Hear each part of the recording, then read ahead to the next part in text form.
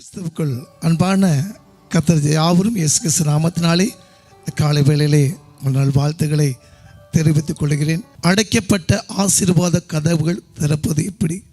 மத்தேயு 6ஆம் அதிகாரம் 33 வசனங்களை வாசிப்போம். முதலாவது, தேவனுடைய ராஜ்யத்தையும் அவருடைய நீதியையும் தேடுங்கள், அப்பொழுது இவைகள் எல்லாம் உங்களுக்கு கூட கொடுக்கப்படும். இஸ்ரவேலை ஆசீர்வதிக்க தேவனுக்கு பிரியமான காரியம். என் நாமத்தில் எதை கேட்டா தருவேன் என்று சொல்றார். ஏன் வாழ்க்கையில் தடை வருகிறது? ஏன் ஆசீர்வாதம் குறைவு காரணம் என்ன? பசி அவனுக்கு ஆகாரத்தை கொடு. 2 ஆடை இருந்தா 1 ஆடை அவனுக்கு கொடு. அவன் வியாதிப்பட்டா நீ போய் விசாரி. எல்லா வாழ்க்கையில ஆசீர்வாதம் இருந்தாலும் இன்னைக்கு புலம்பிக் கொண்டிருக்கிறோம்.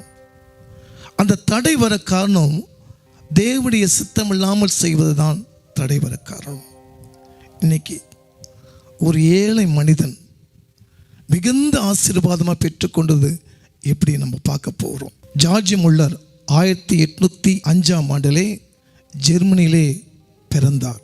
ஆனால் தன் வாலி பிராத்திலே இயேசுவை சொந்த இரட்சகராய் ஏற்றுக்கொண்டு அவர் லண்டனிலே ஒரு ஆயராக பணியாற்றும்படியாக கர்த்தருடைய ஊழியத்தை செய்யும்படியாக அவர் போனார். ஆனால் ஒரு ஏழ்மையான ஒரு மனிதன் தன்னுடைய வாழ்க்கையிலே தேவனை தவிர ஒரு யாருடைய உதவியும் இல்லை. அந்த லண்டனில் போன உடனே அநேக அநாத பிள்ளைகள் பசியும் பட்டினியுமாக அடைந்து கொண்டிருந்தார்கள். அந்த பசிக்காக வாலிப பசங்கள் என்ன செய்தார்கள் என்றால் திருட்டுகள், பாவம், கொலை செய்ய ஆரம்பித்தார்கள். இது ஜார்ஜ் முல்லரிடத்திலே ரொம்ப அவர் வருத்தப்பட்டது. இந்த ஜனங்களுக்கு எப்படியாவது ஆண்டவர் நாமத்தை சொல்லப்பட வேண்டும்.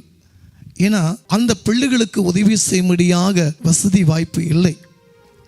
ஆனாலும் இவங்க எப்படியாவது ஒரு 10 பிள்ளைக்காக நான் உணவு அளிக்கணும்னு சொல்லி அவர் வேண்டினார். பல குழந்தைகள் நிமோனியா, காலரா வியாதினாலே அகப்பட்டார்கள். சிலரும் மரித்து போனார்கள். ஆண்டவர் சமூகத்தில் போய் ஜெபிக்க ஆரம்பித்தார். ஆண்டவரே, இந்த குழந்தைகளை பராமரிக்கும்படியாக இந்த லண்டன் பகுதியிலே என்னை கொண்டு வந்து வச்சிங்கப்பா. நான் இந்த குழந்தைகளுக்கு ஏதாவது உதவி செய்யணும்னு நான் ஆசைப்படுறேன். இவங்கள் அநாத பிள்ளைகள், நான் உன்னை திக்கெட்ட விடன்னு சொல்லி ஜெபிக்க ஆரம்பித்தார். நாட்கள் கடந்தன. திடீரென்று ஆண்டவர்ட்ட ஒரு தீர்மானத்தை எடுத்தார். என்ன எடுத்தார்னா, ஆண்டவரே, இந்த பிள்ளைகளுக்காக நான் போய் பணம் கேட்க மாட்டேன், கையேந்த மாட்டேன், நான் ஜெபம் பண்ணுவேன், நீங்கள் எனக்கு கொடுக்கணும், இதுதான் என் தீர்மானம் என்று சொல்லி அவர் ஜெபிக்க ஆரம்பித்தார். கர்த்தருடைய பெரிதான கிருபையிலே 300 குழந்தைகளை அந்த காப்பகத்திலிருந்து எடுத்து உணவு அளிக்கும்படியாக கர்த்தர் கிருபை செய்தார். நாட்கள் ஆக ஆக அது 10,000 பிள்ளைகளாக பெருகப்பட்டது. பெரிய பெரிய திருமண காரியம், கலை நிகழ்ச்சி முடிந்த உடனே உணவு அளிக்கும்படியாக, ஐயா சாப்பாடு மீதி ஆயிடுச்சு விட்டியா, உங்கள் குழந்தைகளுக்கு எடுத்துகிட்டு போங்க சொல்லி அநேகர் உணவை கொடுக்க ஆரம்பித்தார்கள். இவருக்கு மிகுந்த மகிழ்ச்சி.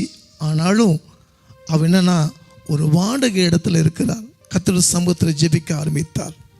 என்ன நடந்தது பார்ப்போம். ஒரு பெரிய ஐஸ்வர்யவான் என்ன செய்தார்னா, இவளை பார்த்து இவ்வளோ உண்மையை செய்கிறார் என்று சொல்லிக்கூடிய, நான் உனக்கு பல ஏக்கரை தரேன்னு சொல்லி இடத்தை ஒதுக்கி கொடுத்தார்கள். அது மட்டும் இல்லை, 150 ஆண்டுகளுக்கு முன்பாக நம்ம இப்போ இருக்க வேல்யூ பார்த்திங்கன்னா 7,50,00,000 ரூபாய் சேமிப்பை சேர்த்தி வச்சு அந்த 10,000 பிள்ளைகளுக்கு ஒரு சொந்தமாக இடத்தை வாங்கி அவர் ஜெபிக்க ஆரம்பித்தார்கள். வாலிப பசங்கள் பிள்ளைகளும் தடுமாற்றம் இல்லாமல் ஆண்டவரை சொந்த இரட்சகரை ஏற்றுக்கொண்டு தொடர்ந்து கர்த்தருடைய ஊழியத்தை கனமான காரியங்கள் செய்து கொண்டிருந்தார். இந்த ஜார்ஜ் முல்லர் என்ற ஒரு மனிதன் ஜெர்மனியில் பிறந்து லண்டனில் வந்து ஒரு ஆயராக தன் வாலிபத்திலே எவ்வளோ பாவம் வந்தாலும் இயேசுவை சொந்த இரட்சகரை ஏற்றுக்கொண்டு இந்த ஜனங்களுக்காக நான் அர்ப்பணிக்கன்னு சொல்லி அவர் செய்யும்போது எல்லாவற்றையுமே தேவன் செய்து முடித்தார். இதை பார்த்து கொண்டிருக்கிற கர்த்தர் தேவ ஜனமே, உன்னால் செய்ய முடியாது, தனிமனியும் செய்ய முடியாது. உன்னை அழைச்சவர் உண்மையுள்ள கர்த்தர். உனக்குள்ள கர்த்தர் பெரியவர், பெரிய காரியங்கள் செய்வார். அந்த ஜார்ஜ் முல்லை போல 10 பேர்த்துக்கு நம்ம உணவு கொடுத்தா இந்த உலகத்தில் பஞ்சம், கொள்ளை நோய்கள், சாவுகள் வராது. நீங்கள் செய்யும்போது உங்கள் வாழ்க்கையிலும் ஆண்டவர் தடைகளை நன்மையை செய்து கொடுப்பார். ஜெபிப்போம். உலகம் உங்களை கைவிடலாம், உன்னை அழைச்ச கர்த்தர் ஒருபோதும் கைவிடாத தேவன். உன் கதவு ஒரு கதவு அடைச்சாலும் கர்த்தரே உன் வாசலை திறந்து கொடுப்பார். தேவன் உனக்கு திறந்த வாசலை வைத்திருப்பார். முடிஞ்ச அளவுக்கு ஏழைகளுக்கு இறங்குறவன் கர்த்தருக்கு கடன் கொடுக்கான்னு வேதம் சொல்கிறது. அந்த ஏழை மனிதன் விசுவாசத்தோடு செஞ்சார் ஒரு வாழை பிரார்த்தனை. மிகப்பெரிய கிருபை பெற்று இன்னவைக்கும் அவர் மறைந்தாலும் அவர் செய்த கிருபை நீ மாறாதபடி இருக்குது. உன் தடைகளை நிச்சயமா, உன் குறைவெல்லாம் கிறிஸ்து இயேசுவுக்குள் மகிமை நிறைவேற்றி கொடுப்பார். நீ தடை வருதா, போராட்டம் வருதா, கைவிட்டுட்டாங்களா, கர்த்தர் ஒருபோதும் கைவிடா தேவன். தாய் தன் பாலகனை மறந்தாலும் நான் உன்னை மறவேன். அப்பா, என் பிள்ளைகள் ஆசீர்வாதம் என்னென்ன கதவு அடைக்கப்பட்டதோ இந்த நாளில் திறந்து கொடுங்க, ஆசீர்வதி. இயேசுவின் நாமத்தில் நல்ல பிதாவே, ஆமென். நிச்சயமாகவே ஆண்டவனுக்கு திறந்த வாசல் கொடுப்பா. நீங்களும் அந்த வாசலை பிரவேசிங்க. கர்த்தர் கிருபையை ஆசீர்வதிப்பார். God bless you.